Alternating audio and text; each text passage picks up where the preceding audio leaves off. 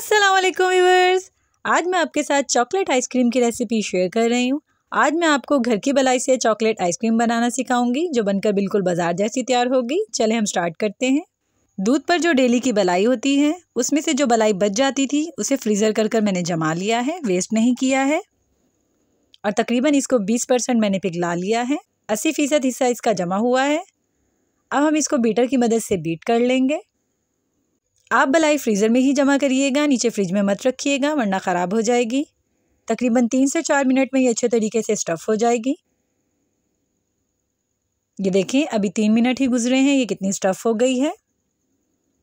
ये इतनी स्टफ़ हो कि आप इसे उठाएं तो ये नीचे ना गिरे। अब 1 कप मैंने कंडेंस मिल्क का ले लिया है। ये घर का बनाया हुआ कंडेंस मिल्क है। इसकी रेसिपी मैं आपके साथ पहले ही शेयर कर चुकी हूँ। कंडेंस मिल्क बाय अरिश फूड लिखकर डालिएगा, ये आपको आसानी से मिल जाएगी। अब 1 कप भरकर मैंने चॉकलेट सिरप का ले लिया है।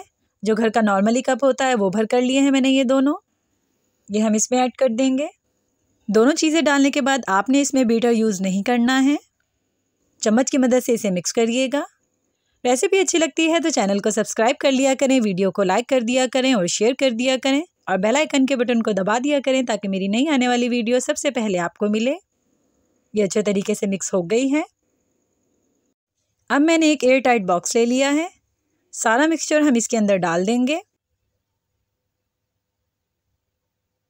ये सारा मिक्सचर मैंने इसके अंदर डाल दिया है। अब मैं इसको कवर कर दूंगी। कवर आपने इसको बिल्कुल अच्छे तरीके से करना है कि इसमें हवा ना जाए। अब हम इसको फ्रीज़र कर देंगे 24 घंटे के लिए। 24 घंटे गुजर चुके हैं। अब हम आइसक्रीम को खोलकर चेक कर लेते हैं। ये देखें आइसक्रीम बिल्कुल जम गई है 24 घंटे के बाद। अब हम इसके स्कूप उतार लेते हैं। ये देखें कितनी करीमी आइसक्रीम बनी है जैसे बाज़ार में होती है और कितनी आसानी से बन गई है चंद इंग्रेडिएंट्स में।